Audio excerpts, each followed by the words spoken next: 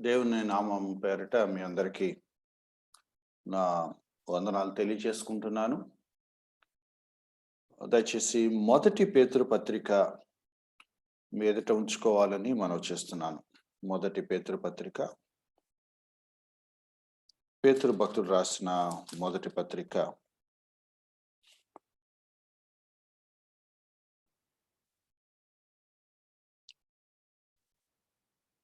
పేతురు భక్తుడు రాసిన మొదటి పత్రిక ఈ పత్రిక యొక్క 5 అధ్యాయాల్లో ఉన్న ఒక థ్రెడ్, ఒక దారాన్ని నేను మీకు చూపించాలని ఆశపడుతున్నాను. నేను ఎప్పుడు పేతురు పత్రిక చదువుకున్నా కూడా ఈ థ్రెడ్ నేను పనిగట్టుకొని చదువుతూ ఉంటాను.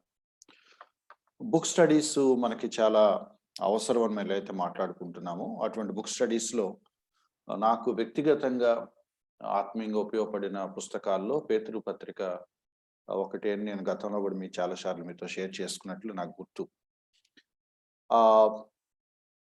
ఒక్కొక్క అధ్యాయంలో ఎక్స్పోజిటరీ పద్ధతిలో రకరకాల విషయాలు మనం చదువుకుంటూ వెళ్తున్నప్పుడు మనకు వచ్చే సంగతులు ఏవైతే ఉన్నాయో వాటితో పాటు చాలాసార్లు ఆశ్చర్యంగా బైబిల్లో కొన్ని అంశాలు ఉంటాయి. అంటే వాళ్ళు పొందుపరిచిన విధానం కానీ, అవి ఇర్రెగ్యులర్గా అక్కడక్కడ కొన్ని స్ప్రెడ్ అయిన సందర్భాలు కానీ జాగ్రత్తగా ఆ థ్రెడ్ పట్టుకొని మనం వెళ్ళిపోతూ ఉంటే మనకు దొరికే విషయాలు కానీ చాలా ఆశ్చర్యాన్ని కలిగిస్తాయి. నేను ఎక్కడో చదివాను, యోబు గ్రంథం లాంటి పుస్తకం, అంటే పాత నిబంధనలో యోబు గ్రంథం ఏదైతే మనం జీర్ణించుకోవటం కష్టంగా అనిపిస్తుందో, కొత్త నిబంధనలో పేతురు పత్రిక, మరి ముఖ్యంగా మొదటి పత్రిక మనకి జీర్ణించుకోవటం కష్టంగా అనిపిస్తుంది. అంటే సఫరింగ్స్ గురించిన కోణంలో రాయబడిన పత్రిక. మొదటి అధ్యాయంలోనే ఈ పత్రిక ఎందుకు రాస్తున్నాడో, ఎవరికి రాస్తున్నాడో ఆ విషయాలు మనకి కనపడిపోతున్నాయి. మొదటి అధ్యాయం మొదటి 2 వచనాల్లో అదంతా కలిపి ఉంది. మొదటి 2 వచనాలు కనుక చూడగలిగితే 4వ లైన్లో మీకు కనపడుతుంది. పొంతు, ఇక్కడ నుంచి చదువుతాను, 3వ లైన్ దగ్గర నుంచి చదువుతుంది. యేసుక్రీస్తు రక్తం వలన ప్రోక్షింపబడుటకు ఏర్పరచబడిన వారికి, అంటే వాళ్ళ విశ్వాసులు, పొంతు, గలతీయ, కప్పదొకియ, ఆసియా, బితూనియా అను దేశముల యందు చెదిరిన వారిలో చేరిన యాత్రికులకు శుభమని చెప్పి రాయినది. అప్పటి కాలంలో ప్రబలిన శ్రమల కారణం చేత అక్కడి నుంచి వాళ్ళు రకరకాల ప్రాంతాలకు చెదిరిపోయిన సంగతి మనకు తెలుసు. రక్షించబడిన వాళ్ళు యూదులు అవ్వచ్చు, లేదా ఇతర జాతుల నుంచి రక్షించబడిన వాళ్ళు అవ్వచ్చు. వాళ్ళు రక్షించబడి యేసుక్రీస్తు రక్తంలో ప్రోక్షింపబడి ఏర్పరచబడిన వాళ్ళయి చెదిరిపోయారు, రకరకాల ప్రాంతాల్లో చేరారు. వాళ్ళని ఏమని సంబోధిస్తున్నాడు అంటే యాత్రికులను సంబోధిస్తున్నాడు. వాళ్ళు ప్రాణాలు కాపాడుకోవటానికి, సర్వైవల్ కోసం అన్నట్టు ఒక్కొక్క చోట చిన్న చిన్న జీవనోపాధి చూసుకుంటూ ప్లేసులు మారిపోతూ ఉన్నారు శ్రమల కాలంలో. ఒకవైపు వాళ్ళు భౌతికంగా సంచారంగా అనిపిస్తుంది వాళ్ళ లైఫ్ స్టైలు, అంటే తాత్కాలికమైన నివాసం, ఎందుకంటే ఎక్కడ సేఫ్గా ఉంటారో వాళ్ళకే తెలియదు. మరోవైపు ఆత్మీయంగా వాళ్ళని యాత్రికులు అని పిలుస్తున్నట్టుగా కూడా ఈ పత్రికలో మనకు కనపడుతుంది. ఆ వచనాలు మనం తర్వాత చూద్దాం. కాబట్టి శ్రమలలో, విపరీతమైన శ్రమానుభవంలో బాగా సఫర్ అవుతున్న వాళ్ళని ఏమని ఉత్తరం రాయాలి, ఆదరిస్తూ ఉత్తరం రాద్దామని మనం అనుకుంటాం.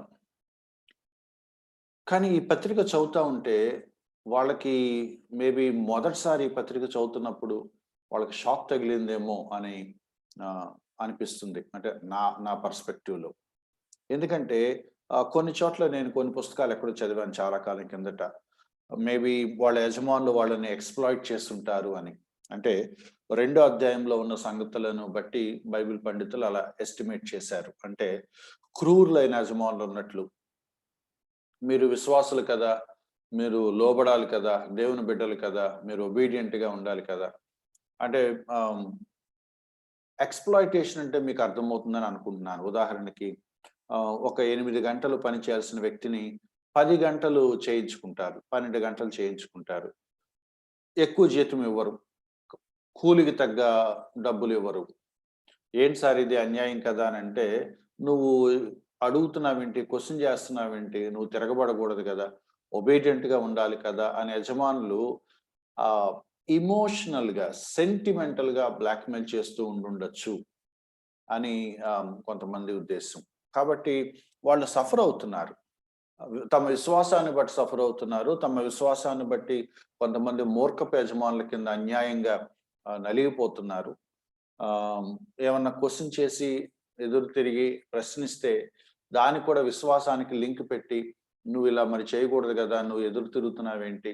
నువ్వు దేవుని బిడ్డవు గదా! ఓర్చుకోవాలి కదా!" అని వాళ్ళు సెంటిమెంటల్‌గా ఎమోషనల్ బ్లాక్‌మెయిల్ చేస్తున్నట్టుగా అనిపిస్తుంది.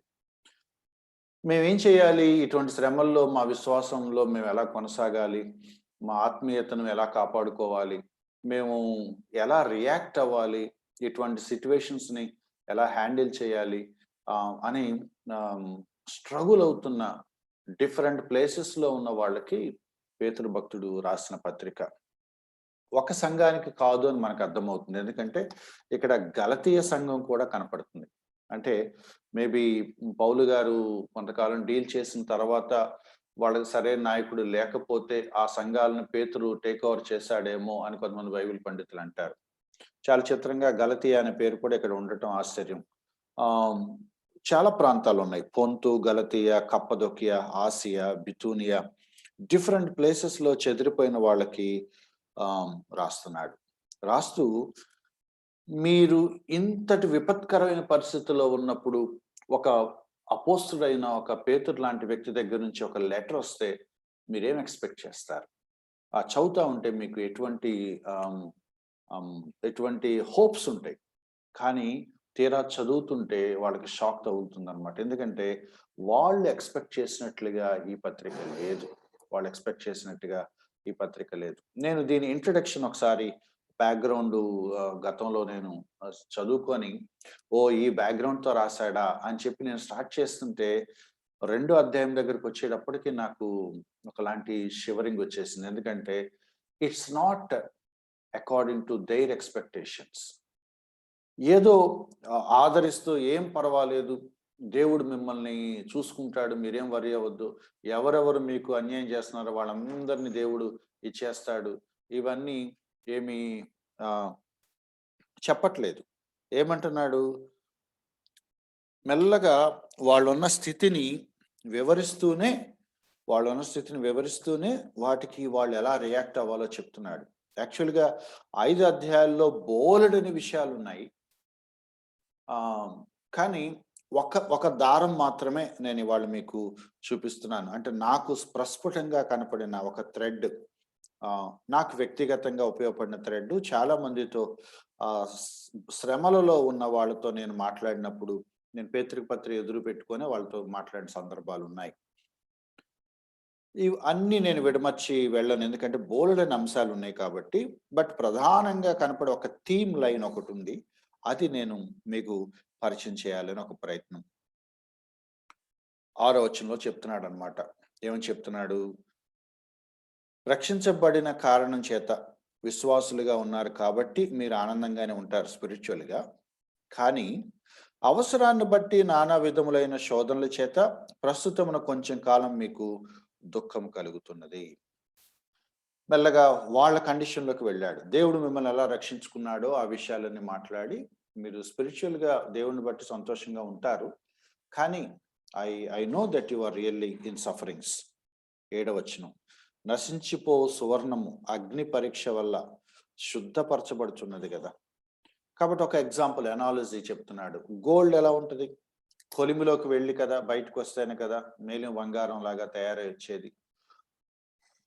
శుద్ధ సువర్ణం లాగా బయటకి రావాలంటే అగ్ని పరీక్ష ఎదుర్కోవాలి కదా! కాబట్టి మీరు ఆ కండిషన్‌లో ఉన్నారు. యాక్సెప్ట్ చేయండి. మీ విశ్వాసం శుద్ధ సువర్ణం లాగా బయటికి డిస్‌ప్లే అవ్వాలని దేవుడు ఈ కొలిమిలోంచి మిమ్మల్ని పంపిస్తున్నాడేమో. మీరు యాక్సెప్ట్ చేయండి అని చెప్పేస్తున్నాడు.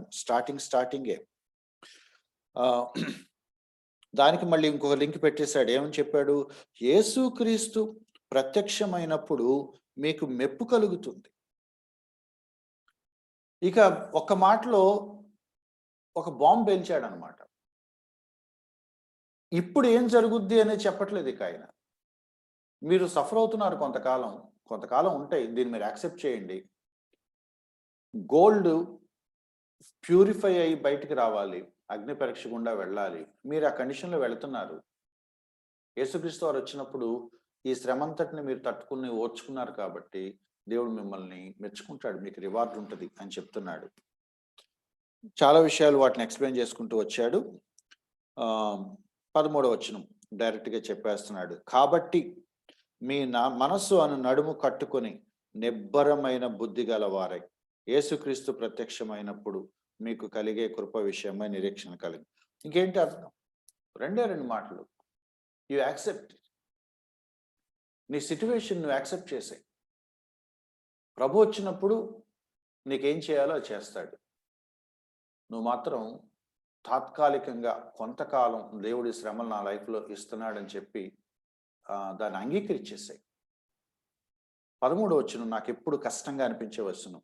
కాబట్టి మీ మనస్సు అను నడుం కట్టుకొని, పనికి వెళ్ళే వాళ్ళు పల్లెటూరులో చూస్తాం, ఒక కండువా టవల్ తీసుకొని, తువ్వాలు అంటాం కదా, అది తీసుకొని నడుంకి గట్టిగా కట్టుకొని పొలంలో దిగిపోతాడు, పనిలో దిగిపోతాడు. You get in to work, get ready అని అర్థం నడుం కట్టుకోవటం అంటే. ఇక్కడ గెట్ రెడీ అంటే ఏదో పని కోసం కాదు, మనస్సు అనే నడుం కట్టుకో. You makeup your mind, you prepare your mind. నీ మనసు సిద్ధమైపోవాలి. ఏంటంటే ఇదేదో శ్రమానుభవంలోకి వచ్చాను, సఫర్ అవుతున్నాను, కొంతకాలం తప్పదంటున్నారు, నేను ముందు దీన్ని లెట్ మీ యాక్సెప్ట్ ఇట్ అని అనుకోవాలి. తీసేయమని అడగకూడదు అని అంటలేదు నేను. తీసేయమని అడగాలి. అయితే ఒక్కోసారి వెంటనే పరిష్కారం రాదు అని మనకు అర్థమైపోతూ ఉంటుంది. ఆ శ్రమలు మన విశ్వాసాన్ని బట్టి కలిగే శ్రమలు. కాబట్టి కొంతకాలం దేవుడు నన్ను శాంక్టిఫై చేస్తున్నాడు, నన్ను రీఫైన్ చేస్తున్నాడు, నన్ను నా విశ్వాసానికి మెరుగు పెడుతున్నాడు, నన్ను చెక్కుతున్నాడు, నా ఎత్తుపల్లాలేవో సాఫ్టెన్ చేస్తున్నాడు, అవన్నీ పాలిష్ చేస్తున్నాడు. కొంచెం బాధాకరంగా ఉంటుంది. నేను కొంతకాలం దీన్ని ఓర్చుకోవాల్సి వస్తుంది, ఇప్పట్లో ఇది వదిలేలాగా లేదు అని నాకు అర్థమయ్యేలా చేస్తాడు. దాన్ని యాక్సెప్ట్ చేయటంలో నీకొక ఫ్రీడమ్ ఉంది, నీకొక లిబర్టీ ఉంది. నువ్వు గింజుకుంటా ఉంటే నీకు ఉపయోగం లేదు. ఏంటిది అని స్ట్రగుల్ అవుతుంటే నీకు ఉపయోగం లేదు. నువ్వు యాక్సెప్ట్ చేయటంలో నీకు ముందు మనసు ఫ్రీ అయిపోతుంది. దాన్ని యాక్సెప్ట్ చేయాలి. మాకు ఒక ఆనందరాజు గారని మా విజయవాడ దగ్గర ఒక సోదరుడు ఉన్నాడు, బ్యాంక్ మేనేజర్గా చేస్తున్నారు. తనకింట్లో సెరెబ్రల్ ప్లాలసీ ఉన్న కొడుకున్నాడు. 16-17 ఏళ్ళుగా ఒక స్టిఫ్గా ఉండే, అంటే ఇలా కట్టెలాగా మంచం మీద స్టిఫ్గా ఉంటాడు అనమాట. ఇక కూర్చోలేడు, నిలబడలేడు, ఏం చేయలేడు. ఇలా బిగదీసుకొని బాడీ అంతా ఇట్లా టైట్గా ఉంటుంది. సెరెబ్రల్ ప్యాలసీ కేసెస్ మీరు చూస్తే మీకు అర్థమవుతుంది. వాడు పుట్టిన మొదలుకొని ఈ క్షణం వరకు కూడా వాళ్ళు రోజు ఇక ఆ మంచం మీద ఉన్న వాడికి వాళ్ళు సేవలు చేస్తూనే ఉన్నారు, భార్యాభర్తలు ఇద్దరు. బట్టలు వేయాలి, తీయాలి, స్నానం చేయించాలి. అలాగే అడ్డంగా ఇలా పడుకొని ఉంటే ఇక మంచం మీద ఇలా కట్టెలాగా పడుకొని ఉంటుంది. బాడీ బెండ్ అవ్వదు, బిగుసుకొని ఉంటుంది అనమాట. ఇక అంతే. అలాగే నిలువుగా ఇద్దరు మోసుకొని బాత్రూంలో తీసుకెళ్ళాలి. ఒక ఆయన ఇలా హారిజాంటల్ గా బాడీ మొత్తాన్ని అన్న ఒడిలో పెట్టుకుంటే, వాష్ చేస్తే అక్క హెల్ప్ చేస్తూ ఉంటే స్నానం చేయించి తీసుకొచ్చి మళ్ళీ పెట్టాలి. ఆ పడుకునే ఆయనకి అన్నం పెట్టాలి, పడుకునే మంచిలు తాగించాలి, పడుకోబెట్టిన బాడీకే బట్టలు వేయాలి, అలాగే స్నానం చేయించాలి, అలాగే టాయిలెట్ క్లీన్ చేయాలి, అన్ని ఎవ్రీథింగ్ ఆన్ బెడ్. రీజన్ లేదు, ఎందుకు ఆ శ్రమ వచ్చిందో తెలియదు. మేము చూస్తుండగా చాలా సఫర్ అయ్యారు, చాలా అంటే చాలా సఫర్ అయ్యారు. విత్ ఇన్ మంత్స్ లో ఇద్దరు వీక్ అయిపోయారు. అన్న హెయిర్ అంతా వైట్ అయిపోయింది ఒక దెబ్బకి, ఆ స్ట్రెస్ తట్టుకోలేక. ఒకసారి ఏదో మాటల్లో మేము సఫరింగ్స్ గురించి మాట్లాడుతూ ఉంటే he came out with a beautiful explanation. ఏంటంటే స్ట్రగుల్ అయ్యాడు, స్ట్రగుల్ అయ్యాడు, స్ట్రగుల్ అయ్యాడు. వై వై ఎందుకు ప్రభా, ఎందుకు ప్రభా, ఏంటిది ఏంటిది అని స్ట్రగుల్ అయ్యాడు. ఏం ఆన్సర్ రావట్లేదు. ఒకానొక టైంకి ఆయనకి దేవుడు మరి ఎలా ఒప్పించాడో తెలియదు. He accepted. ఆయన చెప్తాడు ఆ మాట. ఏం స్ట్రగుల్ అయినంత వరకు ఏముండదమ్మా, ఒప్పేసుకొని సరెండర్ అయిపోతే you will have a relief అని అన్నాడు. అది అనుభవంలో చెప్పిన మాట. మనం ఊరినే వింటే మనకు అర్థమయ్యే మాట కాదు. నాకు అటువంటి కొన్ని సందర్భాలు నాకు తెలుసు కాబట్టి నేను దానికి కనెక్ట్ అవ్వగలిగాను. మనసు అనే నడుము కట్టుకొని నిబ్బరమైన బుద్ధి గలవారై. అంటే నిబ్బరమైన బుద్ధి మరి ఎట్లా మనం ఆలోచించాలో తెలియదు కానీ ఒక స్టేబుల్గా ఉండాలి, కన్సిస్టెంట్గా ఉండాలి, ఎటువంటి డౌట్స్ ఉండటానికి వీల్లేదు. రెడీ అయిపో, ఒప్పేసుకో. యేసుక్రీస్తు ప్రత్యక్షం అవుతాడు. ఆయన ప్రత్యక్షమైనప్పుడు ఆయన తీసుకొచ్చే కృప ఏదో ఉంది. ఇందా చదువుకున్న వాళ్ళు ఆయన ప్రత్యక్షమైనప్పుడు మెప్పిస్తాడు, మహిమిస్తాడు, ఘనతిస్తాడు, అప్రిషియేట్ చేస్తాడు. వెల్ డన్ మై బాయ్ అని అంటాడు, వెల్ డన్ మై చైల్డ్ అని అంటాడు. యేసుక్రీస్తు వారు రాకడ మీద మనసు పెట్టేసుకో. కొంతకాలమే ఇది బేర్ చేయాలని అనుకో. You makeup your mind. Sufferings లో ఉన్న వాళ్ళకి మొట్టమొదటి ప్రిన్సిపల్ అపోస్తలుడైన పేతురు చెప్తుంది ఏంటంటే, ముందు మీరు మెంటల్గా ప్రిపేర్ అయిపోండి, యాక్సెప్ట్ చేయండి, నిబ్బరంగా ఉండండి. ప్రభు రాబోతున్నాడు అనే హోప్తో యేసుక్రీస్తు వారి రాకడ ఆ ప్రత్యక్షతకు సంబంధించిన ఆ నిరీక్షణ పెట్టుకొని దీన్ని హ్యాండిల్ చేయాలని చూడండి. Otherwise you cannot bear it. దేవుణ్ణి పక్కన పెట్టి హోప్ లేకుండా, నిబ్బరం తెచ్చుకోకుండా, మనసును దేవుణ్ణి బట్టి సెటిల్ చేసుకోకుండా, ఊరికినే ప్రశ్నల మీద ప్రశ్నలు వేసుకొని స్ట్రగుల్ అవుతూ ఉన్నవాళ్ళు, వెనక్కి వెళ్ళిపోయిన వాళ్ళు చాలా మంది ఉన్నారు. ఏంటోనండి, ప్రభువు నమ్ముకున్నాము, ఆ తర్వాత బోలెడు శ్రమలు వచ్చాయి, తట్టుకోలేకపోయాం, వెనక్కి వెళ్ళిపోయాం అనే స్టోరీస్ మనం వింటూ ఉంటాం. బట్ సమ్ పీపుల్, నేను ఎక్కడో చదివాను, దేవుడు మనకు దొరికితేనే ఆ శ్రమల్లో మనం ఉంటాం. దేవుడు దొరకపోతే మనం వెనక్కి వెళ్ళిపోతాం. ఒక ఆయనది ఇలా అన్నాడు, శ్రమలట కొంతమందిని దేవుడికి బాగా సన్నిహితంగా తీసుకొస్తాయట, కొంతమందిని దూరంగా తీసుకెళ్ళిపోతాయి. ఎవరిని దగ్గరగా తీసుకొస్తాయంటే ఎవరైతే ఆ శ్రమల్లో దేవుడికి పట్టుకుంటారో, ఎవరైతే దేవుడికి సరెండర్ అయిపోతారో. నిన్ను బట్టే ఈ ఫేజ్ నేను దాటగలను, లేకపోతే నాకు హోప్ లేదు, నా హోప్ నువ్వే. ఇప్పుడు విడుదలిచ్చినా, నీ రాకడలో నాకు విడుదలిచ్చినా అల్టిమేట్గా అది నువ్వే అని నేను నీకు లోబడిపోతున్నాను, నీ చిత్తమే అని ఆయన సావర్నిటీకి ఎవరైతే సరెండర్ అయిపోతారో వాళ్ళు ఆ ఫేజ్ దాటుకొని మళ్ళీ నిలబడగలరు. లేకపోతే ఒంటరి పోరాటం ఎవరి మీద ఆధారపడకుండా చేయలేరు. కాబట్టి చెప్పేస్తున్నాడు, మనసు అనే నడుం కట్టుకొని నిబ్బరమైన బుద్ధి కలవారే యేసుక్రీస్తు ప్రత్యక్షమైనప్పుడు మీకు తేబడు కృప విషయమై సంపూర్ణ నిరీక్షణ కలిగి ఉండండి. అయిపోయింది. 13 వచనాలు మొదటి అధ్యాయం. 2 సార్లు ఒకటే మాట చెప్పాడు. ఏంటంటే ప్రభు వస్తాడు, ఆయన వచ్చినప్పుడు నీకేదో ఆదరణ కలుగుద్ది, ఇప్పుడుకు నువ్వు మెంటల్గా ప్రిపేర్ అయిపో. This is some times a must. కొన్నిసార్లు ఇది తప్పదు అన్న సంగతి ఒప్పేసుకోండి. అంతటితో ఆపలేదు, ఇంకా ఇబ్బంది కలిగించి నాకు కష్టంగా అనిపించిన మాటలు అన్నమాట. 14, 15, 16, 17 ఎంత కష్టంగా ఉంటాయో చూడండి. 14 వచనం, నేను పరిశుద్ధునై ఉన్నాను గనక మీరును పరిశుద్ధులై ఉండడం రాయబడి ఉంది. ఏమండి, మనం ఈ వచనం ఏ సందర్భాల్లో వింటాం? పాత నిబంధనలో, కొత్త నిబంధనలో కానీ హోలీనెస్ గురించి డిస్కస్ చేసేటప్పుడు ఈ మాటలు మనకు వస్తాయి. స్పెషల్ కమ్యూనిటీ, దేవుని ప్రజలుగా మనం లోకానికి వేరుగా జీవించాలనుకున్నప్పుడు ఇటువంటి మాటలు మనం వింటాం. కానీ ఎక్కడ తీసుకొచ్చి పెట్టాడు?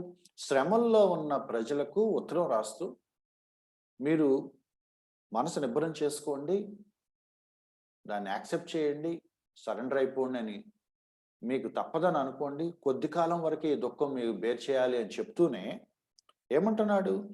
ప్రభువు పరిశుద్ధుడు కాబట్టి మనం కూడా పరిశుద్ధులై ఉండాలని వాక్యం చెప్తుంది కదా.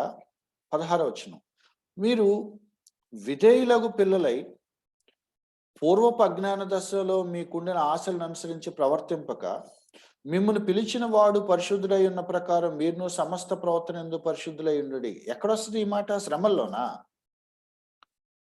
ఇప్పుడు ఈ సంగతి ఎందుకు? మేము బాధలో ఉన్నామురా బాబు అని అంటే, మీరు బాధలు ఓర్చుకోండి, దేవుడు కొంతకాలం పెడతాడు వాటిని. బట్ గుర్తుపెట్టుకోండి, శ్రమల్లో ఉన్నామనే ఒక మాట చేత మీ బిహేవియర్ కొంచెం లూజ్గా ఉండటానికి వీల్లేదు.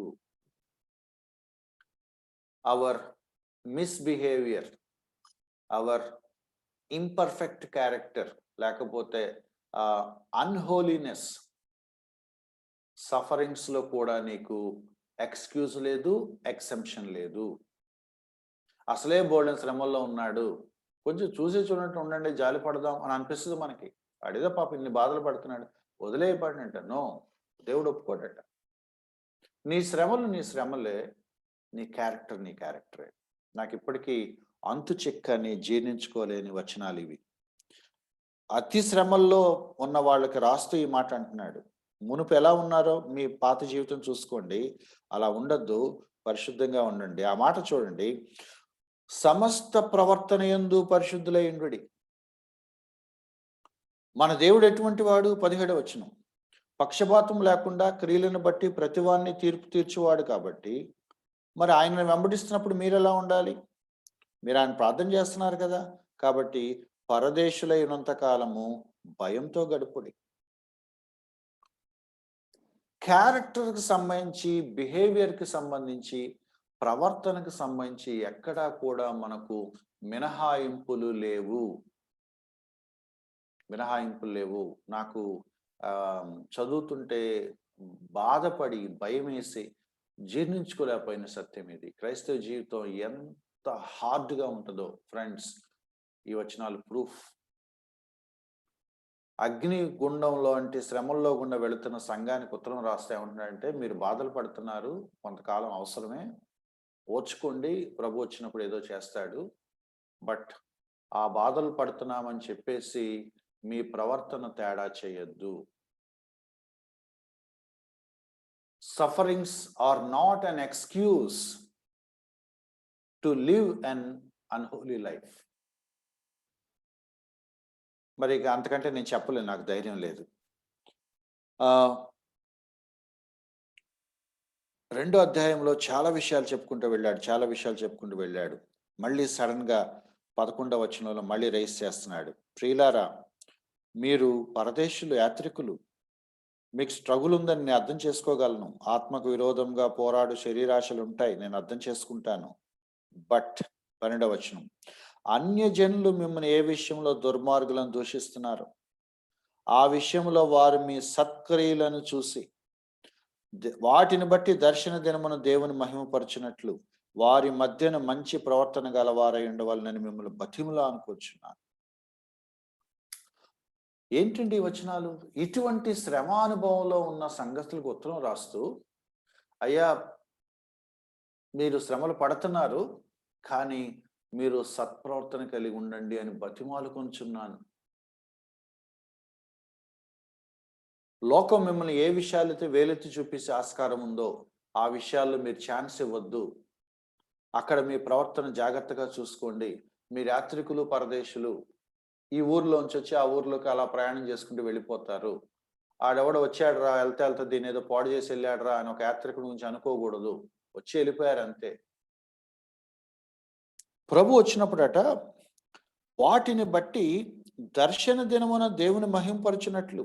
ఇప్పుడు నేను ఈ శ్రమానుభవంలో సత్క్రియలు చేస్తూ ఉంటే దేవుని నమ్ముకోని వాళ్ళు ఈ సత్క్రియలు చూసి ఇప్పుడు ఏమనుకుంటారో తెలియదు, కానీ వాళ్ళకి ఇది పిచ్చితనంగా అనిపించవచ్చు. ఇన్ని బాధలు పడుతున్నా కూడా సాక్ష్యం కాపాడుకోవాలి పిచ్చోళ్ళలాగా ఉన్నాడు అని అనుకుంటుంది లోకం.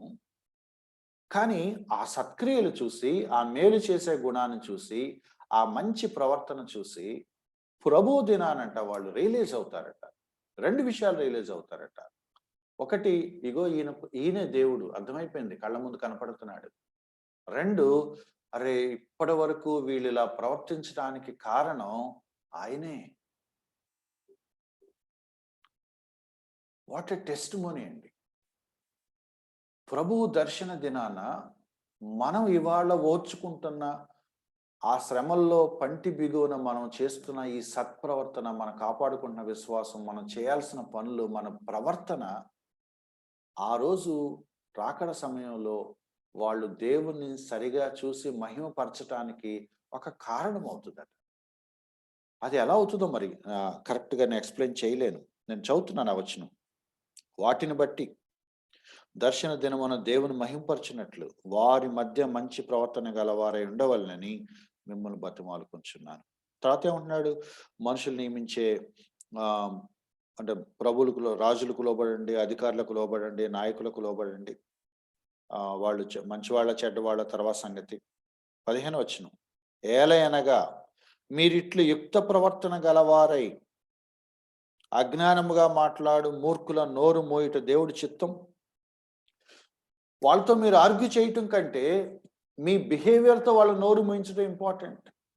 అంటే ఎంత ఎంత అప్రైట్‌గా ఉండాలి, ఎంత నీతిగా ఉండాలి, ఎంత జాగ్రత్తగా ఉండాలి. మూర్ఖులతో ఆర్గ్యుమెంట్ చేయటం కంటే నీ జీవితంతో వాళ్ళ నోరు మూయించమని చెప్తున్నాడు. అంతేకాని వేరే ఆప్షన్ లేదు. యుక్త ప్రవర్తన గలవారై. అక్కడ ఫుట్ నోట్ ఉంది. ఏమనుందంటే మేలు చేయువారై. వాళ్ళు మూర్ఖులు, కానీ మీరు వాళ్ళలాంటి మూర్ఖులు కారు. మీరు హెల్ప్ చేస్తా ఉంటారు. వాళ్ళు మీకు ఇబ్బంది కలిగిస్తా ఉంటారు. మీరు వాళ్ళకి మేలు చేస్తా ఉంటారు. వాళ్ళు మీకు అపకారం చేస్తారు. మీరు వాళ్ళకు ఉపకారం చేస్తూ ఉంటారు. దానివల్ల దేవునికి మహిమ వస్తది. 2 దానివల్ల వాళ్ళ నోళ్ళు మూతబడతాయి. 18వ వచనం. మంచివారయుండి, సాత్వికులయుండి, అంతేకాదు ముష్కరులైన మీ యజమానులకు పూర్ణ భయంతో లోబడి ఉండండి. మీ బాస్ మూర్ఖుడే. ఈ పదం నాకు చాలా సార్లు అర్థం కాలే. ముష్కరుడు, మూర్ఖుడు. ఒక ఎగ్జాంపుల్ చెప్తాను. మా కాలేజీలో ఒక లెక్చరర్ ఉండాడు. లెక్చర్ కాదు, మా ప్రిన్సిపాల్ ఉన్నాడు. నేను లెక్చర్‌గా చేస్తున్న రోజుల్లో కావాలని, అంటే జనరల్‌గా ప్రైవేట్ కాలేజెస్‌లో ఒక ప్యాటర్న్ ఉంటది. ఏంటంటే సీనియర్ లెక్చరర్స్ పాఠాలు చెప్పుకొని వెళ్ళిపోతారు. జూనియర్ లెక్చరర్స్ ఆ పేపర్ బండిల్స్ అన్ని దిద్దాలి. ఈ మూర్ఖుడైన మా ప్రిన్సిపాలు పేపర్ బండిల్స్ కూడా నేనే దిద్దాలి అని అనేవాడు. ఎందుకంటే నాకు పని పెట్టాలి. అది వాడి శాడిజం అనమాట. దానికి ఆయన తీసుకొచ్చిన ఒక ఐడియా ఏంటంటే, సురేష్ గారు మీరు ఎవరికైతే పాఠాలు చెప్తున్నారో వాళ్ళ పేపర్స్ మీరే దిద్దితే మీ పిల్లల కండిషన్ అంటే మీకు అర్థమవుద్ది కాబట్టి మీరు దిద్ది తీరాల్సిందే. ఏ క్యాంపస్‌లో లేదు, మా క్యాంపస్‌లోనే అలా పెట్టాడు. సరే గొడవ ఎందుకులే అని సరే దిద్దుతామన్నాం. దిద్దుతున్నాం. Every week దిద్దుతున్నాం. అయితే ప్రీ ఫైనల్ వచ్చేటప్పటికి ఏమైందంటే 100 మార్కుల పేపర్లు. 100 మార్క్స్ పేపర్ ఒక్కొక్కళ్ళు 10 అడిషనల్స్, 5 అడిషనల్స్ ఎక్స్‌ట్రా తీసుకుంటారు కదా! 100 మార్కుల పేపర్స్ ఒక్కొక్క క్లాస్ రూమ్‌లో అప్పట్లో మా కాలేజీలో క్లాస్‌కి 90 మంది ఉండేవాళ్ళు. పెద్ద క్లాసు. నేను ఇంకొక సీనియర్ లెక్చరర్ ఇంకో సారు మా ఇద్దరికీ కావాలని వేశాడు. తను హిందూ, నేనేమో క్రిస్టియన్‌ని. మా ఇద్దరికీ కలిపేశాడు. మీరు నమ్మండి 15 సెక్షన్‌లు ఉన్నాయండి క్యాంపస్‌లో. 15 సెక్షన్‌లు ప్రీ ఫైనల్ 100 మార్కుల ఫుల్ ఎగ్జామ్ బండిల్స్ మమ్మల్ని ఇద్దరినే దిద్దమంటాడు. సరే దిద్దుతామని అన్నాం. దిద్దుతామంటే కూడా ఆయనకి నచ్చట్లేదు. ఆ మాట ఏంటంటే మేము సఫర్ అవ్వాలి. అదే ఆయన కోరిక. మేము ఎక్కడ డిస్కషన్ పెట్టట్లేదు. యెస్ అంటున్నాం. ఆయన ఏం చెప్పినా యెస్ అంటున్నాం. అందుకనే ఒకరోజు ఒక ఆలోచన చేసామన్నాడు. సురేష్ గారు ఒక బండిల్ దిద్దటానికి మీకు ఎన్ని రోజులు పడుతుంది అన్నాడు. సార్ ఇవి 100 మార్కుల బండిల్స్ 90 స్క్రిప్ట్స్ ఉంటాయి ఒక్కొక్క బండిల్‌లో. 90 స్టూడెంట్స్ కదా! ఎంత కాదన్నా 2 డేస్ పట్టుద్దండి ఒక బండిల్ దిద్దటానికి. అంటే మీరు ఆ సార్ గారు కలిసి ఒకవేళ స్పీడ్‌గా చాలా అర్జెంట్‌గా ఒకవేళ దిద్దాల్సొస్తే ఎంత టైం పట్టుద్ది అన్నాడు. అంటే మరీ అర్జెంట్ అంటే ఇక గట్టిగా కూర్చొని ఇంకా ఏమి లేవకుండా, ఏ పని పెట్టుకోకుండా కూర్చొని దిద్దితే 1 డే పట్టుద్దండి అని. సో ఆయనేమంటాడంటే, మాకు ఇవాళ ఈవినింగ్ 6:00కి చెప్పాడండి ఆ మాట. ఇవాళ ఈవినింగ్ 6:00 ఏం చెప్తున్నాడంటే, ఎలాగూ దిద్దుతున్నారు కాబట్టి కొంచెం కష్టపడి స్పీడ్‌గా దిద్దేస్తే మీరొక బండిలు, ఆయనొక బండిలు దిద్దండి. ఇద్దరు కలిసి దిద్దుతున్నారు కాబట్టి మీరు ఇంకొంచెం ఎట్లాగట్లా దిద్దేసి రేపు పొద్దున కల్లా 3 బండిల్స్ ఇవ్వండి అన్నాడు.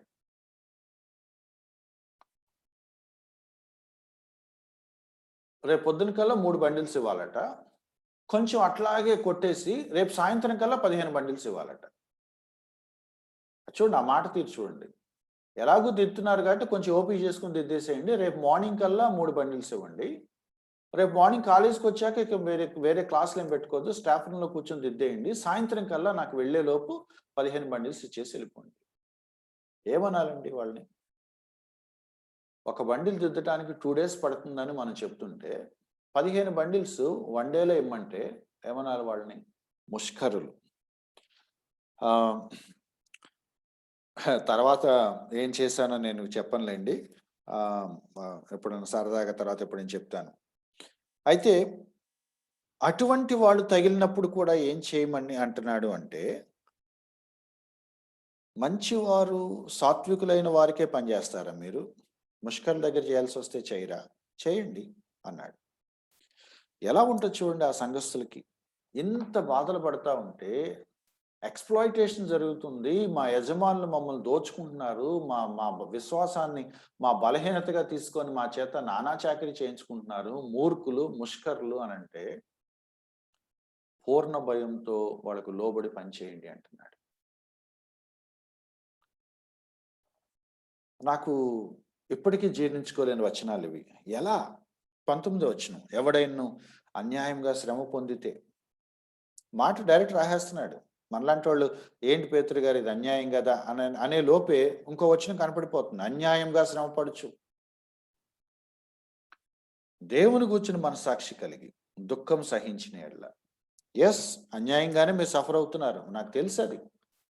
బట్ నేనేమంటున్నానంటే లోబడండి అంటున్నాను.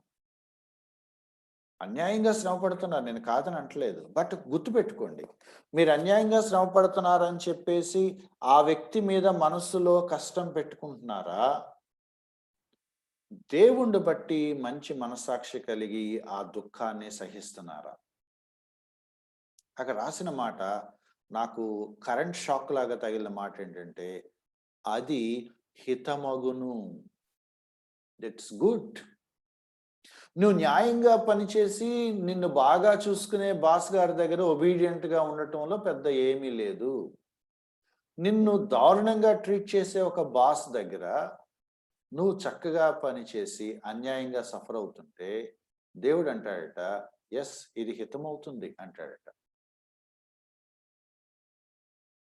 ఎందుకిట్లా అంటే ఒక లాజిక్ చెప్తున్నాడు. 20వ వచనం. తప్పిదమునకై దెబ్బలు తిన్నప్పుడు మీకేం ఘనము? మేలు చేసి బాధపడిది మీరు సహిస్తే అది దేవునికి హితము. నేను తప్పు చేశాను, మా బాస్ నన్ను తిట్టాడు. ఏముంది అందులో? నువ్వు చేసిన దానికి తిట్టాడు. ఇక దేవుడితో ప్రమేయం ఏముంది? నువ్వేం చేసావు, దాని రిజల్ట్ వచ్చింది. అది నీ ట్రాన్సాక్షన్ అది. నువ్వు ఏ తప్పు చేయలేదు, అయినా నీ యజమాని నిన్ను తిట్టాడు. అన్యాయంగా శ్రమ పడుతున్నావు. ఏమన్నాడు అక్కడ? మేలు చేసి బాధపడుతున్నావు. అప్పుడు అంటున్నాడు, అది దేవునికి హితమగును. నేను మిమ్మల్ని కాని మాట అన్నాను. నేను అన్నాను కాబట్టి మీరు నాకు రివర్స్ అన్నారు. ఏముంది అందులో? నేనేం అనలేదు. మీరే అన్యాయంగా నన్ను మాట అన్నారు. అప్పుడు నేను ఓర్చుకున్నాను. అప్పుడు దేవుడు ఏమంటాడంటే, నువ్వేం చేయలేదు, తప్పంతా వాళ్ళదే, అయినా నువ్వు సహించావు, దట్స్ గుడ్ అని అంటాడు. ఒక మాట నేను చెప్పి ముందుకు వెళ్తాను. మన తప్పులు ఉండి ఆ తప్పుల వలన వచ్చే పర్యవసానాలు మనం భరిస్తూ ఉంటే అది సహజం. లోకంలో ఎవ్రీడే జరుగుతూ ఉంటుంది. ఎవ్రీడే జరుగుతూ ఉంటుంది. మీరు నాకు ఫోన్ చేస్తారు, నేను ఫోన్ ఎత్తను. ఏమండి ఫోన్ ఎత్తచ్చుగా అని అంటే ఏముంది, న్యాచురల్, అది కామన్ రెస్పాన్స్. అది మీరు ఫోన్ చేశారు, నేను వెంటనే ఎత్తాను, అయినా కూడా ఏదో కారణం పెట్టి మీరు నన్ను తిడుతున్నారు అనుకోండి, అది అన్యాచురల్. అరే ఏంట్రా, ఏమి లేకుండా ఎందుకు తిడుతున్నాడు? మీరు నాకేదో పని చెప్పారు, ఆ పని నేను చేశాను. అయితే ఆ పని నేను సరిగ్గా చేయలేదు. మీకు నచ్చినట్టుగా చేయలేదు. మీరు నన్ను తిడతారు. సహజం. నేను ఎంత బాగా చేసినా కూడా మీరు నన్ను తిడుతున్నారు. అన్యాయంగా సఫర్ అవుతాం. దేవుడేమంటాడంటే, నీ లోపం ఉండి, నీ తప్పుండి, నీ వైపు తప్పు పెట్టుకొని నేను ఇబ్బంది పడుతున్నానని దయచేసి అనొద్దు. నీ వైపు తప్పు లేనప్పుడు, అయినా కూడా అన్యాయంగా నువ్వు దుఃఖం సహిస్తున్నప్పుడు, అప్పుడు దేవుడేమంటాడంటే, యెస్, దీన్ని నేను సఫరింగ్ అని అంటాను. దీన్ని నేను కన్సిడర్ చేస్తాను. ఫ్రెండ్స్, దేవుడు నా కళ్ళు పొరలు తీసేసిన వచనాలివి. ఏంటో తెలుసా? నా అనుదిన జీవితంలో నా వైఫల్యాల వల్ల, నా బిహేవియర్ తేడా వల్ల, నా మాట తీరు వల్ల, నా ప్రవర్తన లోపం వల్ల, నా తోటి ఉద్యోగస్తులతో నా డీలింగ్స్‌లో నేను వైస్‌గా ఉండకపోవటం వల్ల వచ్చే చిన్న చిన్న ఇష్యూస్‌ని దయచేసి శ్రమలు అనే పెద్ద టైటిల్ పెట్టొద్దు. అది నా వ్యక్తిగత లోపం. అది నా వైఫల్యం, నా చేతగానితనం. నాకు దేవుడు ఒక 50,000 జీతం ఇచ్చాడని అనుకోండి. 50,000 నేను హ్యాపీగా గడిపేసి, రకరకాల వాటికి ఖర్చు పెట్టేసి, ముందు చూపు లేకుండా, ప్లానింగ్ లేకుండా వాడేసి, 3 వారాలయ్యేలోపు 3 వారాలయ్యేలోపు 50,000 ఖర్చు పెట్టేశాను. లాస్ట్ వీక్‌లో నేను సఫర్ అయ్యాను. చేతిలో డబ్బులు లేవు. ఏంటి ప్రభా ఈ ఆర్థిక బాధలు అని అనొద్దు. ఎందుకంటే దేవుడిచ్చింది కాదది. ఆ శ్రమ, ఆ బాధ. నీ ఆర్థిక మేనేజ్‌మెంట్, నీ మనీ మేనేజ్‌మెంట్ నీకు చేతగాక, స్టీవర్డ్‌షిప్ నీకు తెలియక, బాధ్యతగా ఉండటం నీకు రాక, తొందరగా ఉన్నాయని ఖర్చు పెట్టేసి చివరిలో సఫర్ అవుతున్నావు. దానికేంటో బ్రదర్ ఈ నెలంతా శ్రమలు అని అనొద్దు. శ్రమలు, శోధనలు, దుఃఖం, సహించటం, ఓర్చుకోవటం, భరించటం ఈ పదాలున్నాయే, వీటిని చాలా సార్లు మనం పర్సిక్యూషన్ అనే స్థాయిలో వాడుతా ఉంటాం. ఏంటో బ్రదర్ మా ఆఫీస్‌లో విపరీతమైన శోధన అంటాం. మీ ఆఫీస్‌లో శోధన కాదది. నువ్వు చేతులారా తెచ్చుకునే ప్రాబ్లమ్ అది. నిజంగా శోధన రాదా అంటే నేను రాదని అంటలేదు. వస్తాయి. ఎప్పుడు అంటే సమ్ కేసెస్. బట్ జనరల్‌గా ఫస్ట్ లెవెల్‌లో I believe in this truth ఏంటంటే, నేను మంచిగా ఉంటే నా కొలీగ్స్ అందరూ మంచిగా ఉంటారు. నేను వాళ్ళతో స్నేహపూర్వకంగా ఉంటే వాళ్ళు నాతో స్నేహపూర్వకంగా ఉంటారు. నేను వాళ్ళతో డీల్ చేయటం నాకు రానప్పుడే, నాకు చేతగానప్పుడే వాళ్ళతో నాకు ఇష్యూస్ వస్తాయి. నేను దయచేసి let me not call it suffering. అది సఫరింగ్ కాదది. నేను చేసుకున్న దానికి వచ్చిన ఏమంటాం స్వయంకృత అపరాధం. అందుకే సంఘస్థులకి, రకరకాల సంఘస్థుల వాళ్ళకి పేతురు భక్తుడు తేల్చి చెప్తున్నాడు. మీరు అన్యాయంగా శ్రమ పడుతున్నామని నిజంగా మీకు అనిపిస్తే ఓకే, దేవుడు దాన్ని కన్సిడర్ చేస్తాడు. బట్ ఒకసారి చెక్ చేసుకోండి. నిజంగా అన్యాయంగా శ్రమ పడుతున్నామా? చెప్పాడు, సాత్వికులు మంచి వాళ్ళ యజమానుల దగ్గర పనిచేయటం ఎలా ఉంటుందో, ముష్కరుల దగ్గర పనిచేయటం ఎలా ఉంటుందో మీకు తెలుసు. ఇద్దరికీ మీరు పూర్ణ భయంతో లోబడండి. Then God will say it's okay, it's okay. ఆయనకు అది హితమగును. హితమగునని ఆపేయలేదండి. పక్కన ఇంకొక బాంబు వేశాడు. ఏంటది? ఎందుకు మీరు పిలువబడితిరి? 20 వచనం చివరిలో. ఎందుకు మీరు పిలువబడితిరి? దేనికోసం పిలువబడ్డారు? ఇక చెవులు గట్టిగా మూసుకోవాల్సిన వచనం అన్నమాట. అన్యాయంగా దుఃఖాన్ని సహించాల్సి వస్తే దానికోసం మీరు పిలువబడ్డారు. ఇది నాకు కష్టంగా అనిపించే మాటలు ఇవి. ఎవరు మోడల్? 21వ వచనం. యేసుక్రీస్తు వారు. ప్రపంచంలో ఏ విశ్వాస పథంలోనూ లేని కొన్ని ప్రిన్సిపల్స్ క్రైస్తవ విశ్వాసంలో ఉన్నాయి. చాలా మంది చూసిన వాళ్ళు, తెలియని వాళ్ళు ఏమనుకుంటారంటే, దేవుడు నమ్ముకుంటే బాగుంటుందని వాళ్ళు వెళ్ళిపోతున్నారు, అందరూ మతం మారిపోతున్నారు అంటారే. పిచ్చితనం. ఎవరు రారు. వచ్చిన వాళ్ళకి ఇట్లాంటి వచనాలు తగిలినప్పుడు అర్థం అవుతుంది. అరే, should I go forward are should I stay back? ఏమంటున్నాడు? క్రీస్తు కూడా మీ కొరకు బాధపడి మీరు తన అడుగు జాడలను నడుచుకున్నట్లు మీకు మాదిరి ఎంచిపోయాను. ఏంటి యేసుక్రీస్తు వారి మాదిరి? ఆయన లైఫ్ చూడండి. ఎటువంటి మాటలు పడ్డాడు, ఎటువంటి శ్రమలు అనుభవించాడు, ఎటువంటి దుఃఖాన్ని అనుభవించాడు. ఆయన ఏడ్చాడట, ఆందోళన చెందాడంట, కలవరపడ్డాడంట, దుఃఖపడ్డాడట. ఎంత టెన్షన్ పడ్డాడంటే రక్తము చెమటలాగా రక్తం బయటకు వచ్చేసిందంట స్వెట్ పోర్స్లోంచి. ఏం చేశాడని అంత వేదన పడ్డాడు అంటే ఏం చేయలేదు. ఆ శిలువ శ్రమలను చూసి ఏమనుకోవాలి? ఏం చేశాడని ఆ శ్రమలు? అన్యాయంగా బలైపోలేదా? అన్యాయమైన సఫరింగ్ కాదా అది? అన్యాయమైన తీర్పుగా ఆయనకు విధించింది. ఎటువంటి మాటలు అన్నారు? వ్యభిచారికి పుట్టినవాడా, తిండిపోతా, తాగుపోతా, దయ్యం పెట్టినవాడా అని అన్నారు ఒకళ్ళు. బయలుజెబూలు, అపవాది, సాతాను వాడుకుంటున్నాడు ఈయన నేను చెప్పారు. దేవుడు ఎటువంటి మాటలు పడ్డాడు. And that was his model అట. ఆయన ఏమంటున్నాడంటే అన్యాయంగా దుఃఖపడటం అంటే ఏంటి అంటే, లుక్ ఎట్ మీ, నన్ను చూడండి. అన్యాయంగా శ్రమపడటం అంటే దిస్ ఈస్ మై లైఫ్. దేవుడు యేసుక్రీస్తు వారు మన కొరకు బాధపడి మనము ఆయన అడుగుజాడల్లో నడుచుకునేలాగా ఒక మాదిరి ఉంచిపోయాడు.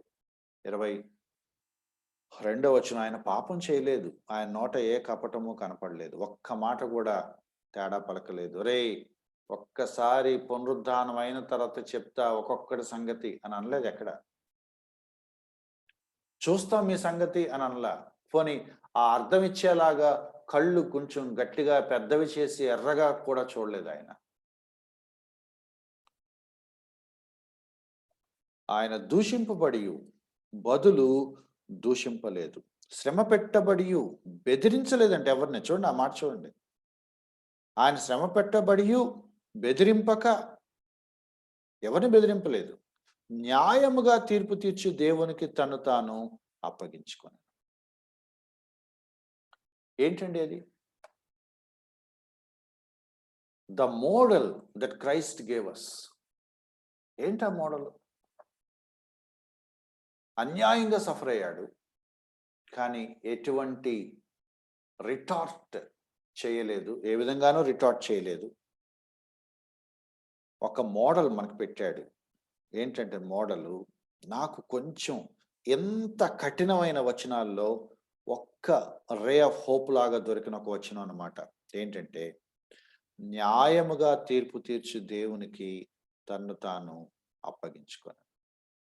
ఒక చిన్న హోప్ ఏంటంటే, ఎంత కర్ణ కఠోరమైన వచనాలన్నిటి మధ్యలో ఒక చిన్న ఆయింట్మెంట్ లాంటి ఒక సూదనింగ్, కొంచెం ఆదరణ కలిగిస్తున్నట్టు ఒక మాయం ఏంటంటే, remember that God is just. న్యాయంగా తీర్పు తీర్చే దేవుడు ఒక ఆయన ఉన్నాడు. న్యాయవంతుడు, న్యాయంలో ఎటువంటి తేడా చేయడు. న్యాయం తీరుస్తాడంతే ఎప్పటికైనా, బట్ ఎప్పుడో తెలియదు, బట్ న్యాయంగా తీర్పు తీరుస్తాడు. న్యాయంగా తీర్పు తీర్చే ఆయన రాకడ సమయంలో, ఆయన వచ్చినప్పుడు, వీటన్నిటిని సెటిల్ చేసినప్పుడు, న్యాయంగా తీర్పు తీర్చినప్పుడు, నీకు చేయాల్సిన న్యాయం నీకు చేస్తాడు. ఆ ఒక్క ట్రూత్కి పట్టుకొని తన్ను తాను అప్పగించేసుకున్నాడు యేసుక్రీస్తు వారు. ఇంత జరుగుతుంటే, let me surrender my case to the father who judges rightly justly. ఎటువంటి పక్షపాతము లేకుండా న్యాయాన్ని న్యాయంగా తీర్చే ఒక దేవుడు, ఒక తండ్రి ఉన్నాడు. ఆయనకి సరెండర్ అయిపోవాలి. ఇంకా అది మన ఆత్మీయ జీవితాలకి, మన హృదయాలకి మనం చెప్పుకోవటం అలవాటు చేసుకోవాలి. బ్రదర్, ఏంటి ఇలా జరుగుతుంది, చాలా బాధగా ఉంది, ప్రార్థన చేస్తున్నాం, but I know that God one day vindicates this. న్యాయంగా దీనికి తగిన తీర్పు తీరుస్తాడు. Let us surrender myself to him. ఇది మీరు ఇలా చేయండి అని అంటలేదట. మీరు ఇలా చేయండి, ఎందుకంటే ఇలా మన ప్రభు చేశాడు. ఇలా మన ప్రభు చేశాడు. మన ప్రభువు మనకు మాదిరిగా ఉంచిపోయాడు. రెండు రెండు ఏంటి మాదిరి అంటే, ఒకటి హీ సఫర్డ్, అన్యాయంగా సఫర్ అయ్యాడు, కానీ బదులు పలకలేదు. రియాక్ట్ అయిపోయి ఏదేదో చేసేసి దాన్ని హ్యాండిల్ చేయలేదు. దాన్ని దేవుడికి సరెండర్ చేశాడు. తనను తాను దేవునికి అప్పగించుకున్నాడు. ఏమంటున్నాడు తెలుసా? న్యాయముగా తీర్పు తీర్చే దేవుడికి సరెండర్ అయిపోయాడు. ఈ 5 అధ్యాయాల్లో మనకు దొరికే ఒకే ఒక యాంకర్ లాంటి లైన్ ఏంటో తెలుసా? దేవుడికి మిమ్మల్ని మీరు సమర్పించుకోండి. దేవుడికి మిమ్మల్ని మీరు సమర్పించుకోండి.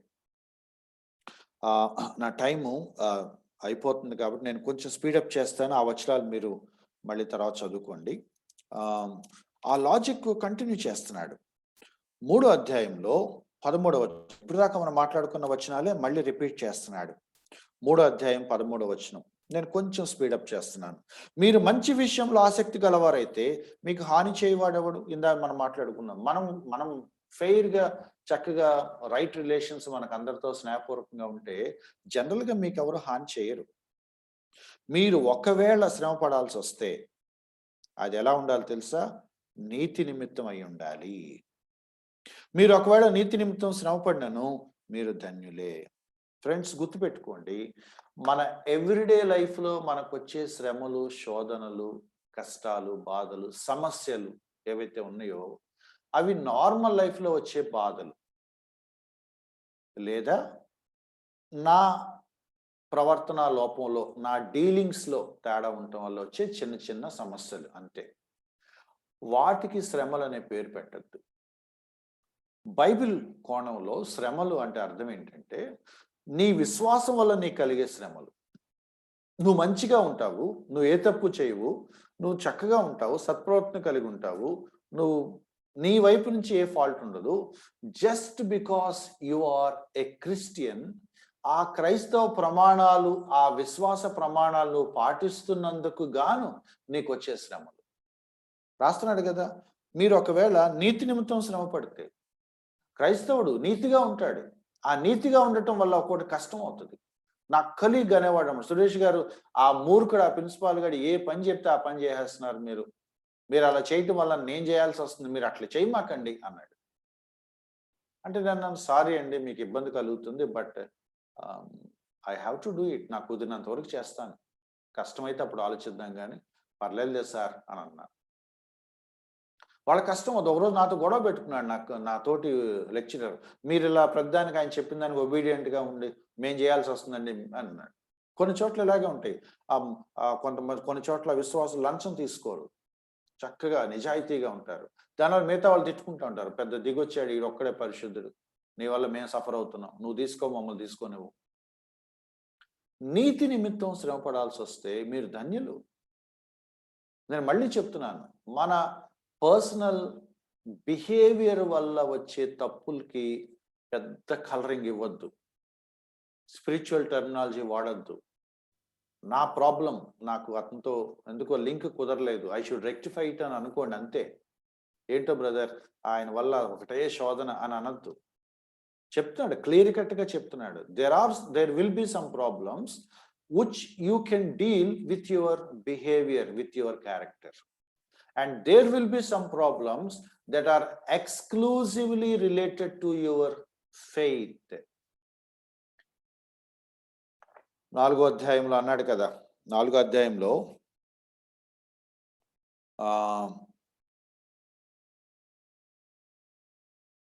15వ వచనం, ఎవడును నరహంతకుడుగా గాని, దొంగగా గాని, దుర్మార్గుడుగా గాని, పరుల జోలికి పోవువాడుగా గాని బాధ అనిపించకూడదు. నీకు వచ్చే బాధలు నీ బిహేవియర్ తేడా వల్ల రాకూడదు. చెడ్డోడండి, తొందరపడి మాట్లాడతాడు, షార్ట్ టెంపరు, ఆవేశం ఎక్కువ, ముందు వెనక లేకుండా మాట్లాడేస్తాడు, ఏది మాట్లాడతాడో తెలియదు, నోట్లో ఆగదు, ఇటువంటి మాటలు తెచ్చుకోవద్దు.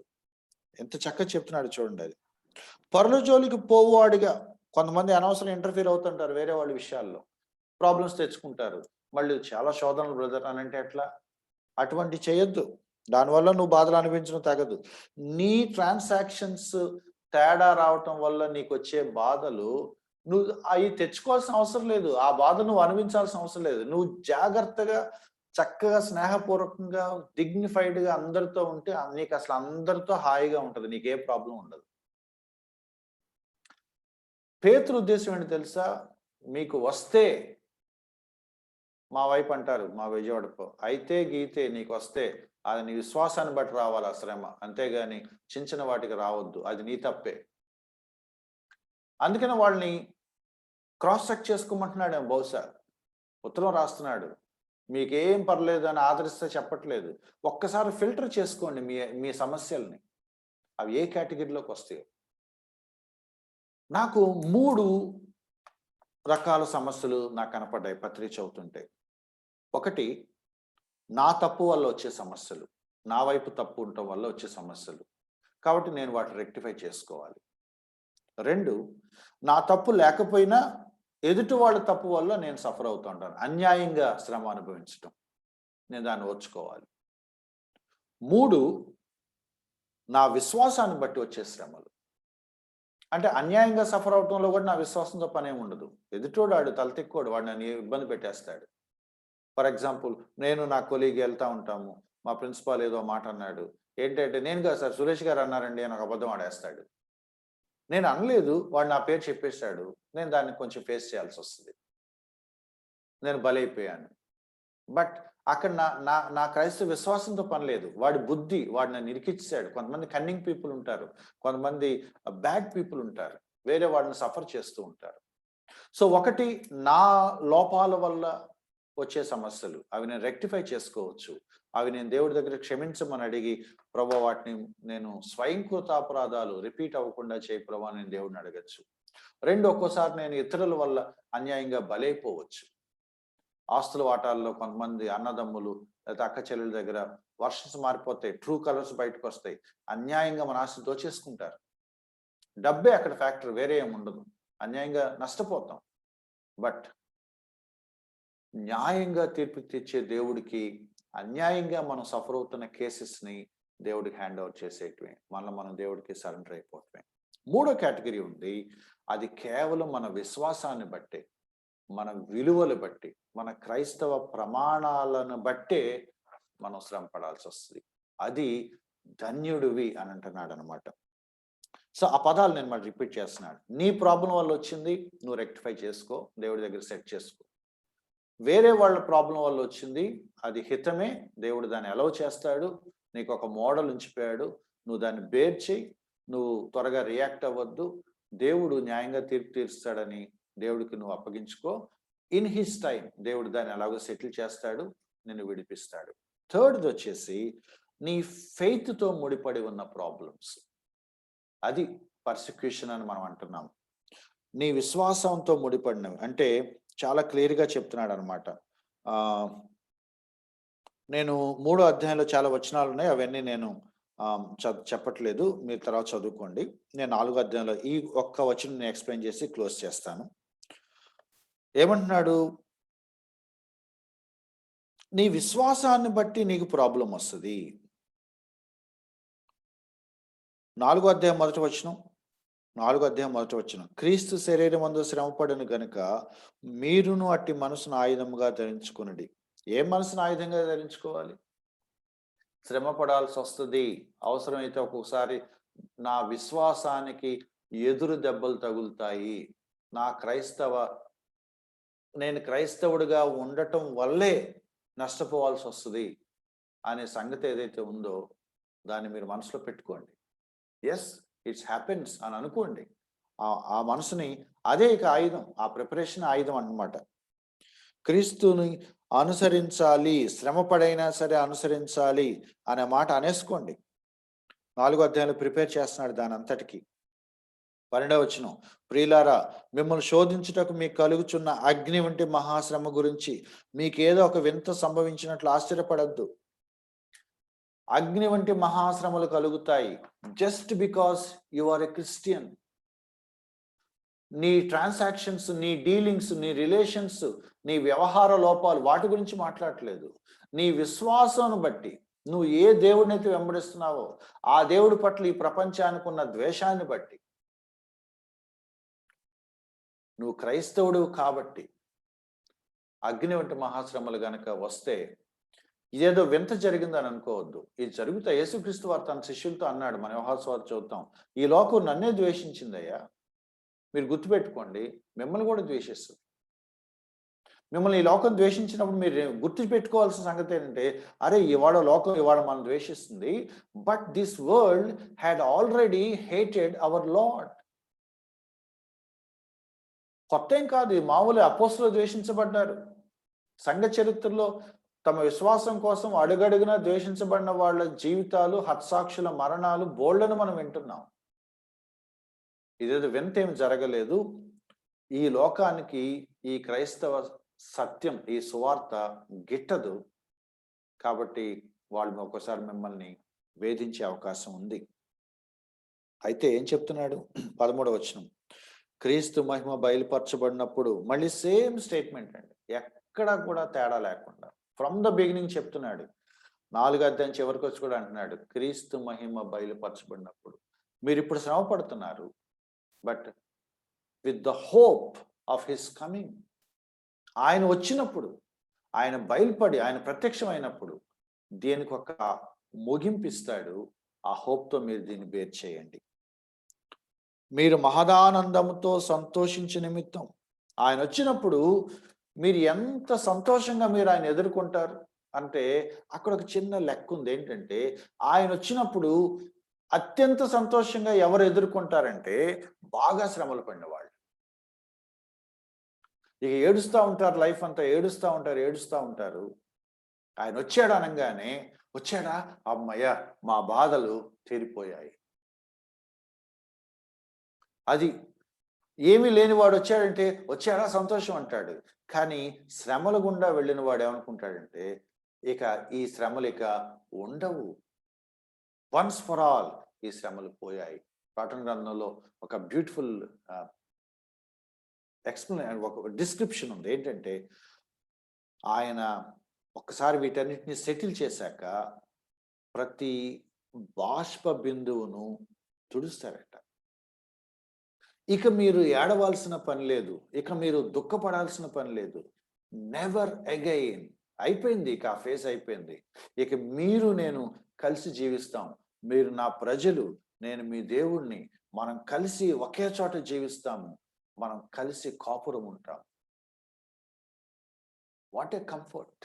అపోస్తలుడైన పౌలు అన్నాడు, కలగబోయే ఆ మహిమ, ఆ ప్రత్యక్షతతో పోల్చుకున్నప్పుడు ఇప్పుడు పడుతున్న శ్రమలు ఎన్నతగినవి కావని చెప్పేసుకుందాం, నెగ్లిజిబుల్ అని అనుకుందాం. అండ్ ఇటర్నిటీ హోప్లో ఉన్నవాళ్ళు, ప్రభు రాకడ కోసం నిరీక్షణ కలిగిన వాళ్ళు, ప్రభు తన మహిమతో వచ్చినప్పుడు వీటన్నిటికీ ఒక న్యాయం జరుగుద్ది, వీటన్నిటికీ పరిష్కారం జరుగుద్ది అని హోప్ పెట్టుకున్న వాళ్ళు ఈ శ్రమల్ని ఎట్లో గట్ల ఇదేస్తారు. వాళ్ళకి చెప్తున్నాడు 14వ వచనంలో, క్రీస్తు నామము నిమిత్తం మీరు నింద పాలైన ఎడ్ల మహిమ స్వరూపి అయిన ఆత్మ, అనగా దేవుని ఆత్మ మీ మీద నిల్చుచున్నాడు గనుక మీరు ధన్యులు. ఇందాక చెప్పాను, 3 levels of problems, 3 kinds of problems. ఒకటి మన లోపం, 2 ఇతరుల లోపం వల్ల మనం సఫర్ అవుతాం, 3 విశ్వాసం వల్ల సఫర్ అవుతూ ఉంటాం. వాళ్ళకి ఏం చెప్తున్నాడంటే, నిజంగా నువ్వు యేసుక్రీస్తు వారి నామము నిమిత్తం నువ్వు నిందలు, శ్రమలు పడాల్సి వస్తాయి. Let me use the word persecution. నిజంగా నువ్వు పర్సిక్యూషన్ అనుభవించాల్సి వస్తే గుర్తుపెట్టుకో, హోలీ స్పిరిట్ నీ దగ్గరే ఉంటాడు. అదే కదా మాట. క్రీస్తు నామము నిమిత్తం మీరు నిందపాలని ఎడ్ల మహిమ స్వరూపి అయిన ఆత్మ, అనగా దేవుని ఆత్మ మీ మీద నిల్చుచున్నాడు. సఫరింగ్స్ లో, ఇంకా క్లియర్గా చెప్పాలంటే పర్సిక్యూషన్ లో, నిజంగా క్రీస్తు నామం కోసమే నేను ఈ బాధలు పడుతున్నాను, వేరే రీజన్ ఏమీ లేదు, just because I am a Christian అని కనుక నువ్వు బాధపడుతుంటే, you can sense the very presence of the Holy Spirit. That's the promise of God. బయట మనకి పనికి మాలిన బోధలు వినపడుతున్నాయి, హోలీ స్పిరిట్ మేము తీసుకొస్తున్నాం మీ ఊరు అని చెప్తున్నారు. హోలీ స్పిరిట్ కుమ్మరింపు అని చెప్తున్నారు. అనాయింట్మెంట్ అంటున్నారు. అవుట్ పోరింగ్ అంటున్నారు. నమ్మద్దు. నిజంగా హోలీ స్పిరిట్ని నువ్వు ఎప్పుడు అనుభవిస్తావో ఆ ప్రామిస్ ఇక్కడ చెప్తున్నాడు. క్రీస్తు నామం నిమిత్తం మీరు నిందల పాలని అంటే మహిమ స్వరూపగు ఆత్మ, దేవుని ఆత్మ మీ మీద నిలుచుచున్నాడు గనుక మీరు ధన్యులు. యేసుక్రీస్తు వారు చెప్పాడు శిష్యులతో. వాళ్ళు మిమ్మల్ని అరెస్ట్ చేసి మహాసభలో నిలబెట్టి మిమ్మల్ని ఇంట్రాగేట్ చేసేటప్పుడు ఏం చెప్పాలా అని మీరు టెన్షన్ పడద్దు, స్క్రిప్ట్ రాసుకోవద్దు. Holy spirit will help you. Holy spirit మీతో ఉంటాడు. ఎప్పుడు తెలియని ఒక ప్రెజెన్స్ ఆఫ్ గాడ్ క్రైస్తవుడికి ఒక్కోసారి శ్రమల్లో దొరుకుతుంది. అది అతన్ని అలా లిఫ్టప్ చేసి ఆపుద్ది. అది అతనికి ఒక ధైర్యాన్ని ఇస్తుంది. అది అతనికి ఓర్చుకోగలిగే మనసిస్తుంది. పర్వాలేదులే, లాగేద్దాం బండి అని అనుకుంటాడు. లోకానికి అర్థం కాదు. అరే ఇంత జరుగుతుంటే నువ్వు ఎట్లా సంతోషంగా తిరుగుతూ ఉంటావంటే, I take it as a privilege. It's a blessing, it's a privilege. బాధ ఉంటే ఉంది, కానీ I have God with me. దేవుడు నాతోనే ఉన్నట్టుగా నాకు అర్థమవుతున్నప్పుడు ఇదే ఉంది, భరించేస్తాను అనుకుంటాడు. యు ఆర్ బ్లెస్డ్ అని పీటర్ చెప్తున్నాడు. మీలో ఎవరికైనా విశ్వాసాన్ని బట్టి శ్రమలు అనుభవించబడిన స్టోరీస్ ఉండి, ఆ ఎక్స్పీరియన్స్ నాకుంది, I know the sense of the Holy Spirit అని అంటే, పేతురు వాళ్ళతో ఏమంటున్నాడంటే, you are blessed, you are blessed. అప్పుడు అంటున్నాడు అనమాట ఈ మాట 16వ వచనం. ఎవడైనో క్రైస్తవుడైనందుకు బాధ అనుభవించిన ఎడల అతడు సిగ్గుపడాల్సిన పని లేదు. ఆ పేరును బట్టి దేవుని మహింపరచు. సో నిజంగా నా శ్రమలకు కారణం నా ఫెయిత్ తప్ప, నేను క్రిస్టియన్ కాబట్టి అనే కారణం తప్ప మరి ఏ కారణం లేదని గనక నీకు మనసా వాచా నీకు అనిపిస్తే, with all your heart, you should really praise God. But tragedy ఏంటో తెలుసా అండి, మనం చెప్పుకునే సోకాల్డ్ శోధనలు, మనం చెప్పుకునే నానా సమస్యలు మన ఫెయిత్ వల్ల వచ్చినాయి కావు, మన వ్యవహార లోపాలు. దానికి మనం పెద్ద స్టిక్కర్ అంటిస్తాం, అదే బాధ. నా ప్రయత్నం ఏంటి తెలుసా, ఆ టెర్మినాలజీ మనం వాడటం మానేయాలని ఒక ప్రయత్నం. Let us be practical. Brother ఒక ప్రాబ్లం వచ్చింది అని అందాం. బ్రదర్ చాలా శోధనలో ఉన్నాను బ్రదర్ అనద్దు. Let us be practical. ఆ ప్రాబ్లం ఎందుకు వచ్చిందో మనకు తెలుసు. అది నా వల్ల వచ్చిందా, ఇతరుల వల్ల వచ్చిందా, దేవుడు అనుమతించిన నా విశ్వాసం వల్ల వచ్చిన శ్రమల? I know. నాకు తెలిసి 3rd లెవెల్కి మనం ఎప్పుడు రాలేదు, అంత అవసరం రాలేదు. మనం చాలా కంఫర్టబుల్ జోన్స్లో దేవుడు పని చేసుకుంటున్నాం. నాకు తెలిసి మనం అయితే ఫస్ట్ వన్ లేదా సెకండ్ వన్, ఆ మొదటి 2 కేటగిరీస్లోనే మనం సఫర్ అవుతున్నాం. ఇప్పుడు చెప్తున్నాడు 19వ వచనం. కాబట్టి దేవుని చిత్త ప్రకారము బాధపడేవారు. ఏంటి దేవుని చిత్త ప్రకారం బాధపడటం? పర్సిక్యూషన్. దేవుడు అనుమతించే ఒక శ్రమానుభవం ఉంది, అన్యాయంగా సఫర్ అవ్వటం, క్రీస్తు నామం కోసం సఫర్ అవ్వటం. 2nd కేటగిరీ, 3rd కేటగిరీ దేవుడు ఎలా చేస్తాడు, ఎందుకంటే అందులో నీ వ్యవహార లోపం ఏమీ లేదు. బట్ దేవుడు నీకేదో నేర్పించడం కోసం, దేవుడు నీకు మాదిరిగా ఉంచడం కోసం, ఓ ఇలా అపార్థం చేసుకోబడటం అంటే ఇదా, ఇది యేసుక్రీస్తు వారు కూడా పడ్డారు. అన్యాయంగా మాటలు పట్టడం అంటే ఇదా, ప్రభు కూడా ఇలాగ అనుభవించాడు. You will understand a little bit of taste of sufferings. యేసుక్రీస్తు వారు ఏ స్థాయి శ్రమలు పడ్డాడో చిన్నగా ఒక 0.0001% నీకు దేవుడు టేస్ట్ చూపిస్తాడు. ఎందుకంటే to understand his sufferings in a better way. ఇది కదా శ్రమలు, ఇలా కదా ప్రభు ఓర్చుకుందని ఒక చిన్న టేస్ట్ నీకు చూపించడానికి అతి స్వల్పంగా దేవుడు నిన్ను అనుమతిస్తాడు. అది 2nd కేటగిరీ కానివ్వండి, 3rd కేటగిరీ కానివ్వండి. మీ లోపం లేదు కాబట్టి, నేను అనుమతించాను కాబట్టి, మీరు దాన్ని బట్టి మీరు ఓర్చుకొని సహిస్తున్నారు కాబట్టి, దానికి పేతురు చెప్తున్న మాట, దేవుని చిత్త ప్రకారము బాధపడువారు ఏం చేయాలి? సత్ప్రవర్తన గలవారై. మళ్ళీ అదే మాట. Are you in suffering? Don't neglect your behaviour. Sympathy తెచ్చుకొని బ్రదర్ బాధల్లో ఉన్నాం అని ఆ స్టోరీస్ చెప్పమాక. ఎక్కడ పెట్టాలండి ఈ మాట? బాధల్లో ఉన్న వాళ్ళకి ప్రవర్తన గురించి మాట్లాడతామా?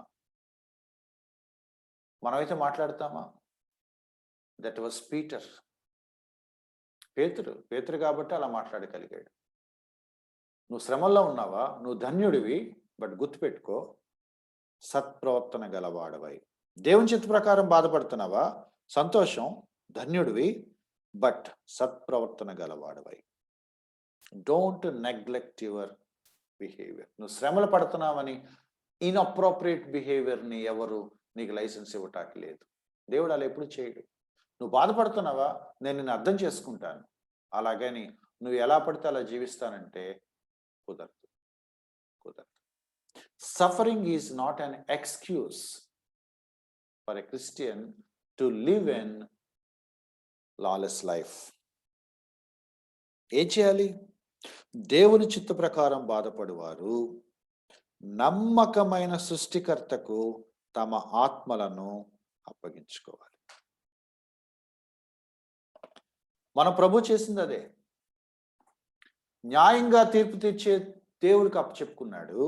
దాన్నే మళ్ళీ ఇంకొకలాగా రాస్తున్నాడు. ఆయన న్యాయంగా తీర్పు తీర్చేవాడు, ఆయన నమ్మకమైన వాడు, ఆయన సృష్టికర్త.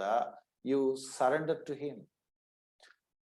మిమ్మల్ని మీరు అప్పగించుకోండి, ఆయనకు సరెండర్ అయిపోండి. And the rest what happens ఆ దేవుడు చూసుకుంటాడు. This should be our attitude.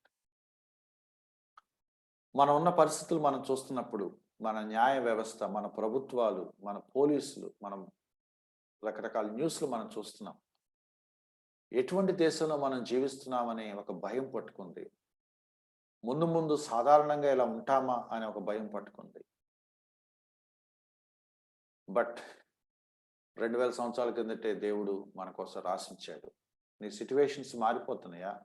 గుర్తుపెట్టుకో, 3 types ఆఫ్ ప్రాబ్లమ్స్. నీ వల్ల ప్రాబ్లమ్స్ వస్తే దానికి నువ్వు బాధ్యుడివి, నువ్వు రెక్టిఫై చేసుకో.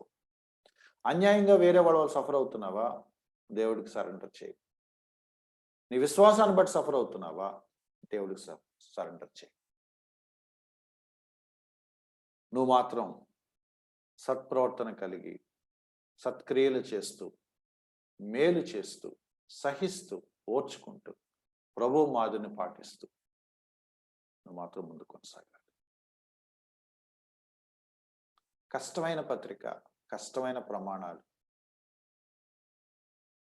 కానీ వేరే ఆప్షన్ దేవుడికి ఇవ్వలేదు మనకి.